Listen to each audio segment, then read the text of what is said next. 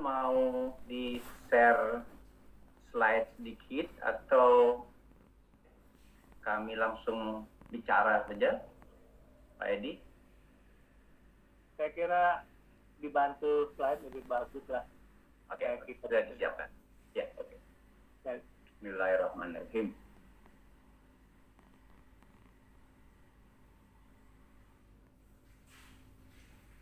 Apa ya kok hilang lagi? Oh iya, lambungku sayang, lambungku malang.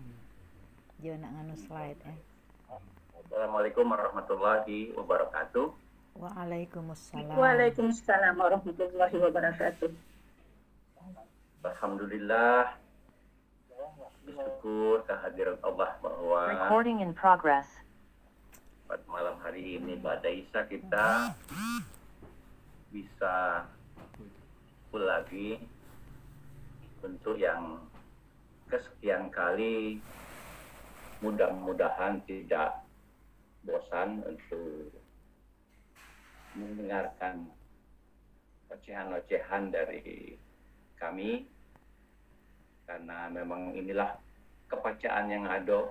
Jadi sebetulnya memang di penyakit dalam itu ada 11 divisi. Jadi seorang di penyakit dalam, kalau dia berada di universitas, dia diwajibkan untuk mengambil setingkat atas atau menjadi konsultan. Nah, jadi kami ahli penyakit dalam yang kemudian mengambil konsultan jeroan atau gastroenterohepatologi kalau drotnya. Gastroenterohepatologi atau bagian dalam jeroan ya. Nanti ada yang bagian jantung itu KKP di belakangnya itu. Ada yang bagian diabetes endokrin, jadi ada 10 sampai 11. Nah, kami kebagian untuk bagian jeroan ini dan hati serta empedu. Itu memang kegunaannya untuk teaching, artinya untuk proses belajar mengajar untuk kandidat dokter umum, kandidat dokter spesialis penyakit dalam, dan kandidat konsultan. Karena dulu memang kebutuhan itu belum sampai situ, tapi akhir-akhir ini mungkin dibutuhkan pengetahuan yang lebih dalam dari setiap organ yang ada di dalam tubuh manusia.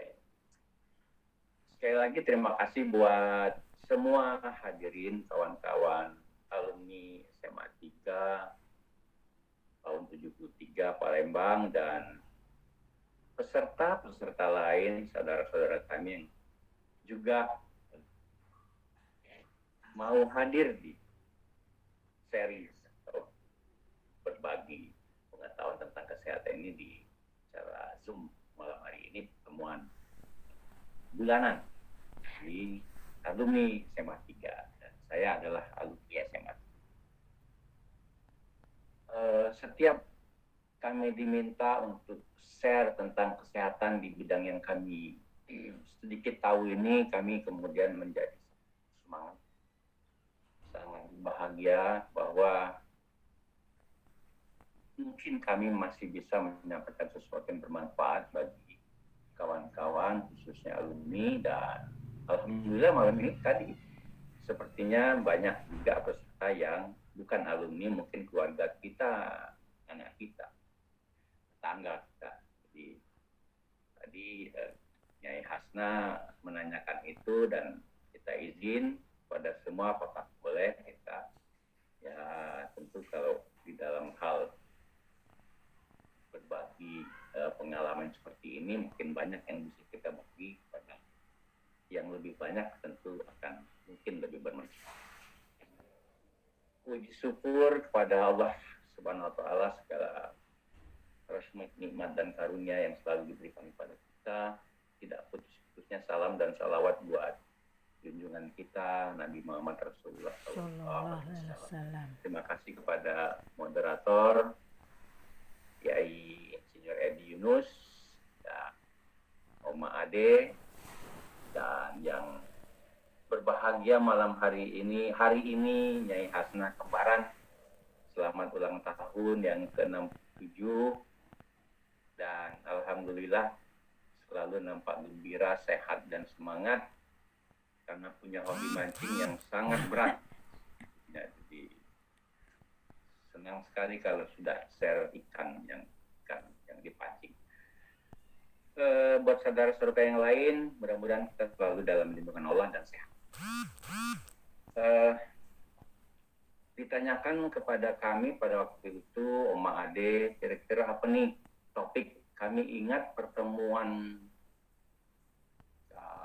ya beberapa waktu yang lalu itu yang melempar ini Yai Sipowi waktu itu ya. Ayo cerita tentang lambung. Waduh. Jadi sepakatilah bahwa tanggal 21 ini kita akan cerita tentang lambung. Jadi tadi pagi dicari-cari, ketemulah ini judulnya yang sekarang ini, Lambungku Sayang, Lambungku Malang. Jadi nanti lupa nanti dipilih judul yang seperti ini gitu. Karena memang lambung ini sebetulnya pusat informasi. Lambung ini adalah pusat informasi, pusat berita, pusat sinyal, dan banyak lagi fungsi-fungsi lain yang selalu lambung ini duluan. Jadi duluan kabar itu. Misalnya tuh, Nyai Hasna naik mobilnya supirnya zigzag gitu, lambungnya langsung dia tahu ngapa mual. Nah, lambungnya nggak tahu. Jadi lambung ini adalah pusat informasi dan pusat berita bagi tubuh manusia. Memang dikendalikan oleh Allah. Memang kita sering sekali mendengar dari kawan-kawan dari pasien-pasien, seolah-olah keluhan lambung ini never ending, tidak pernah selesai. Seumur-umur hidup sakit lambung itu lah. Tapi umurnya survive. Umurnya pacar 90 tahun, 100 tahun. Hari keluhan lambung. Inilah yang menariknya. Jadi tadi kita buka pusat berita. Jadi keluhan-keluhan dari organ lain pun si lambung ini yang ngasih tahu. Dia yang ngasih sinyal. Makanya kalau umur-umur macam kita ini biasanya dikit-dikit lambung dikit. Sebetulnya masalahnya yang memang berasal dari lambung itu tidak sampai 20%. Itu sudah dibuat statistiknya. Yang memang keluhannya itu karena kelainan lambung itu 20%. Yang 80% mewakili keluhan organ lain. Bahkan mewakili keluhan bukan organ. Yang ditanyakan oleh Yai Sipowi itu dijawab. Keluhan bukan organ. Tolong dikoreksi kalau slide-nya belum pindah. Ini sudah pindah ya, Edi? Sudah. Sudah ya. Aduh, hilang ya.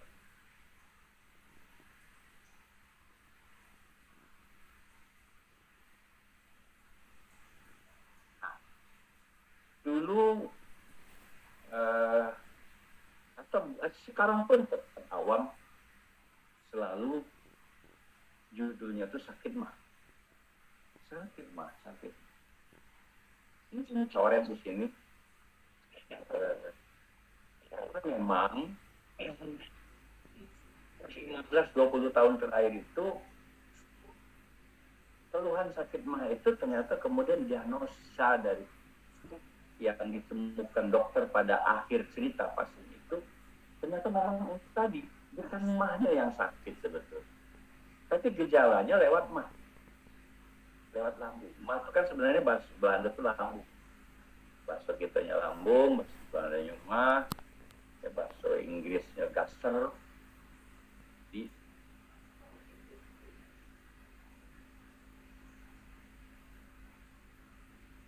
kemudian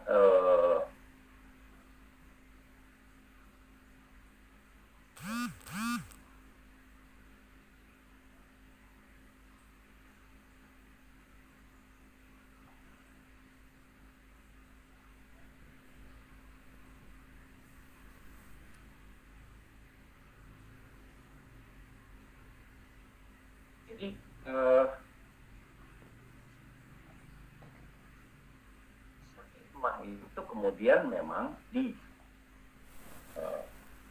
makin ke belakang, kemudian tidak mewakili lagi sebetulnya keluhan daripada organ yang sebetulnya sakit.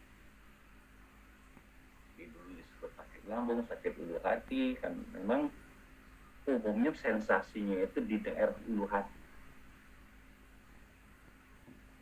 Nah, karena mungkin ada satu jenis penyakit hati yang disebut dengan fatty liver, kelemahan hati, itu keluhannya persis macam buang sakit.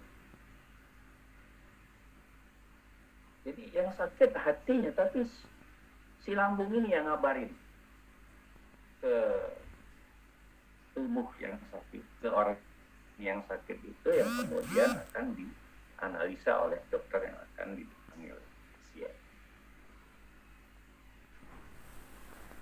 Oleh karena itulah kemudian kita sepakat untuk tidak menyebutnya lagi sakit mah, tapi kita menyebutkannya satu kumpulan gejala. Kumpulan gejala itu di dalam istilah kedokteran disebut sindrom atau sindroma dispepsia. Dispepsia. Dis itu tidak bagus, pepsia itu pencernaan. Dispepsia. Dispepsia itu adalah pencernaan yang Kurang bagus. tidak bagus. Nah, itu mungkin terus saja. Sindrom dispepsia. Jadi suatu kumpulan gejala dari pencernaan yang tidak bagus. Saluran cerna memang kemudian kan Masuk di sini. cuma dari mulut sampai anus baik, tetapi saluran cerna ini juga melibatkan sampah empedu, limpa, melibatkan hati, itu saluran cerna. Ini semua enzim nanti yang akan diperlukan oleh sistem tertentu itu dihasilkan oleh organ-organ lain yang kompeten untuk ikut membantu. Namanya itu keluhan itu menjadi sindroma dispepsia. Di sindroma ini kita lihat, ini yang saya sebutkan tadi, ya itu saluran cerna itu mulai dari mulut, saluran yang batang pipa, yang esophagus, turun lagi, nah lambung ini nih yang marah-marahi, caci maki, kita dakwa terus bahwa dia yang bermasalah, masalah, kuning lain, kuning dia tahu baik, tapi apa dituduh terus, lambung ini, yang kita sehari, karena judulnya itu menjadi lambungku sayang, lambungku malah, selalu di setelah, dan di bawah itu ada pankreas yang tahu, organ yang esensial sekali, terutama di dalam menghasilkan suatu zat ya yang bisa meregulasi gula darah, ya baik ya insulin yang untuk meregulasi gula darah supaya bisa efektif masuk ke organ jadi tenaga, atau yang namanya glutagon yang dia justru bisa timbul gula. Kemudian ke bawah lagi itu adalah sistem pada usus halus ya, di bawah lambung itu ada lobuk jari, ada ilium, yeyenum, dan usus besar kolon.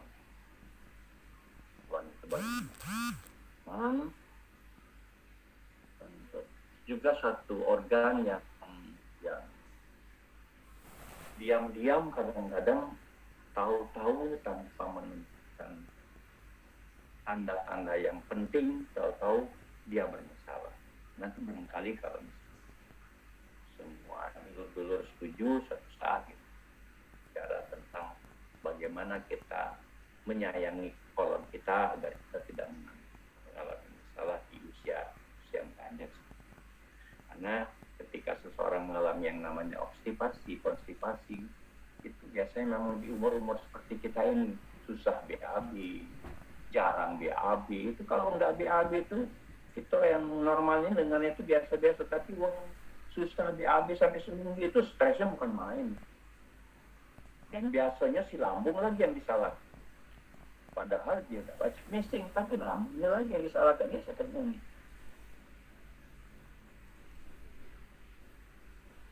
Wah, jadi ini adalah beberapa gambar dari orang panjang.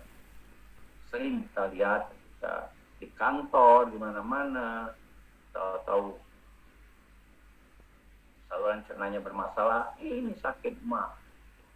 Tapi belum tentu pada organ ini sebagai ekspresi dari kenyamanan atau sindroma dispepsia tadi. Jadi sindroma dispepsia itu nanti kita akan lihat di bawah apa saja itu sindrom itu, gejalanya apa saja. Ya anak-anak muda barangkali ini sibuk kerja gitu ya, disalahkanlah ini terlambat makan ini, padahal belum tentu dia terlambat.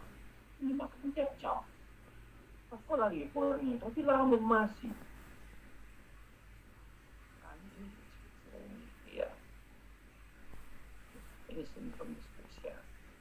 Sindrom dispepsia. Kita masuk ke definisi. Selalu kita kalau melihat definisinya, supaya kita bisa paham terancam hal yang akan itu. Definisinya itu sindrom dispepsia itu adalah rasa tidak nyaman di perut yang bisa berupa nyeri di gasing itu kira-kira ialah di ulu hati, di bawah rusuk kanan, di bawah rusuk kiri, itu masih area dia. Perut kita ini kalau dibagi bukan dia ada yang namanya gasing atau gasing. Rasa nyeri itu timbul di situ, maka itu adalah salah satu sign petanda dari sindrom. Kemudian rasa penuh, sering kita merasakan perut kita penuh, atau bahasa kita barangkali penuh apa ya, belum makan tapi rasa penuh. Nanti disebutkan juga kemudian setelah makan, makannya dikit rasa kenyang. Padahal kita biasanya makan satu piring ya oke aja lah. Tetapi ini 2 sendok sudah kenyang. Kemudian yang paling sering dan yang paling tidak nyaman mendengar bunyi-bunyian itu apa? Di tengah ramai itu sendawa besar. Sendawa itu memang enak. Disendawakan itu enak. Rasanya lega. Tapi biasanya itu tidak sampai 5 menit kepengen sendawa lagi. Justru yang hal seperti ini kalau tidak kita edukasi pasiennya bahwa dia harus mencoba untuk bisa meregulasi sendirinya. Artinya bukan dihilangkan, tapi dia mulai kurang.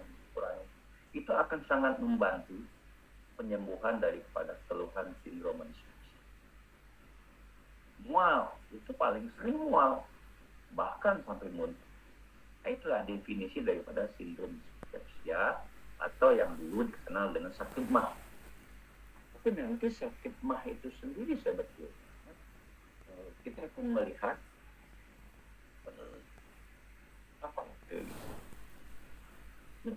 Memang ada sakit mah yang organ daripada lambung atau usus 12 jari ke bawah sedikit atau esofagus itu yang melandai. Itu tidak lebih dari 2 virus. Ada satu kuman namanya Helicobacter pylori. Memang kuman ini biasanya masuk lewat mulut kita melalui makanan yang kontaminasi oleh pasien barangkali yang mengkontaminasi makanan. Ini memang kita tidak bisa menghindari untuk jajan. Tapi ada baiknya kita membekali diri kita dengan kewaspadaan ketika kita memang melihat higiene sanitasi daripada tempat yang tidak memadai, laler, kemana-mana, segala macam. Kedua kali aku nyari warung sebelahnya baik. Kalau sebelahnya sama sudahlah buat pempek di rumah baik. Dan Dina buat pempek di rumah ada resiko dia. eh, infeksi daripada Helicobacter pylori ini memang kalau bagi orang yang kemudian imunitasnya jelek, sistem pertahanan tubuhnya nanti akan menyebabkan gangguan yang berkepanjangan. Bahkan memang Helicobacter pylori ini disinyalir bisa menekan suatu hal yang tidak enak di lambung, yaitu berupa keganasan lambung, tapi tidak banyak. Kemudian di bawahnya ada NSAID. Etiologi itu adalah penyebab. NSAID itu adalah non-steroid anti-inflamasi drug. Jadi obat-obat ya anti radang yang biasanya dipakai untuk nyeri sendi, nyeri otot dan lain sebagainya, itu yang dia bukan steroid. Ya misalnya kalau disebut diklofenak. Itu salah satu dari sekarang itu yang aman untuk sendi itu yang namanya, saya sebut aja nama pabrikannya Apoxia. Saya banyak di kawan-kawan di sini yang menggunakan Apoxia karena tidak bisa menggunakan natrium diklofenak karena memang selamanya natrium diklofenak kuat erosi. Antibiotik ada beberapa yang bisa menyebabkan nyeri, eritromisin. Jadi hati-hati menggunakan golongan-golongan antibiotik yang berupa turunan daripada macrolide, eritromisin dan kemudian obat-obat kortikosteroid sendiri. Apa itu kortikosteroid? Kalau di kami itu namanya obat dewa, itu obat dewa. Jadi kalau ada pasien-pasien kita yang mengalami tekanan radang yang sangat hebat di ICU, maka kita akan menggunakan steroid untuk menekan radang. Tapi dia mempunyai efek samping yang sangat banyak. Steroid ini memang ke lambung, dia mengerosi lambung, kemudian bisa memicu peningkatan gula darah, bahkan pada penggunaan yang jangka lama bisa memicu gangguan psikologi pada orang-orang. Orangnya seperti menjadi tidak waras. Jadi hati-hati, karena steroid ini sering sekali ada produsen-produsen yang agak kreatif atau nakal, kemudian dia memasukkan zat steroid ini ke dalam isinya, apakah itu lain sebagai obat penyehat badan, lain sebagainya, dimasukkan steroid. Kalau di dalam pertandingan internasional, dunia, nasional juga, steroid itu kalau ketemu di urin maka dia disebut doping dan orangnya akan didiskualifikasi.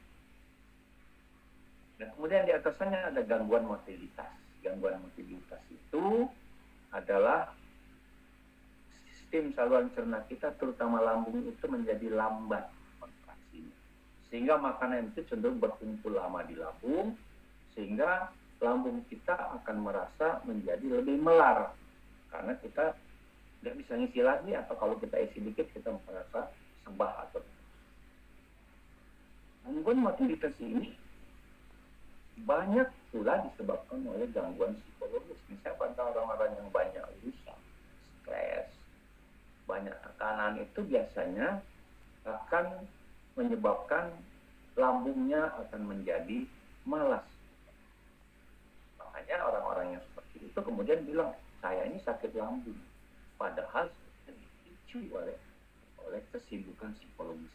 Jadi, kemudian di bawah situ kita lihat ada DM, kencing manis.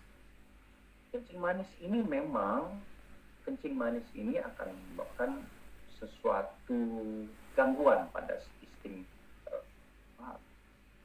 motilitas daripada lambung yang kita sebut dengan gastroparesis. Jadi orang-orang DM itu cenderung biasanya lambungnya menjadi lambat. Sama dengan yang di atas tadi, terjadi gangguan motilitas. Ya, jadi ada nanti obatnya, ada dalam tuannya untuk gastroparesis pada orang. Nah, jangan khawatir. Kemudian ya, tentunya paling tidak inginkan jadi ganas. Nah, etiologi yang kita sebutkan ini ada 3 yang sifatnya organik, yang 1 psikologis dan gangguan mobilitas. Itu lebih kepada gangguan fungsional. Kita lihat. Nah, dispepsia itu ada 2, kan kita sebut ada sindroma